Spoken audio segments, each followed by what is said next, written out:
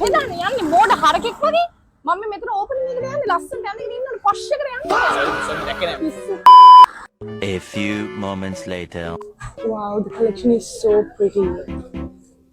A few moments later. Excuse me, මේක bill එක දාලා දෙන්න.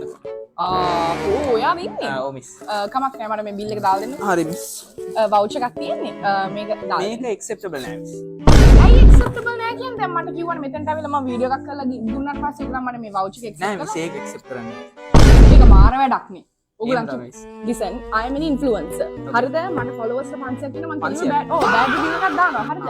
ice coffee තියලා තියෙනවා. ඒක කූලුත් නෑ. don't cheap good looking posh girls like me man. Shame on you. I'm doing. Yeah, so I showed him the voucher and he's not accepting it. Show us the voucher. Sorry ma'am, this is not acceptable. Why don't cheat good looking posh girls like me man? Look at me, I just for good and came for your goddamn opening.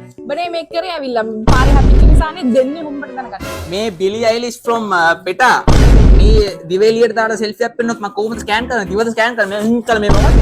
ඈ? not this. අමිත මෙන්න මේක තමයි. Miss මේක ඉස්සර බෙන්නන්න එපා miss. ඔය discount එක දෙන්න දැන් වවුචර් එක ක්ලේම් කරන්න පුළුවන්. මිස් කොන්ටර් ලස්සනයි නේ.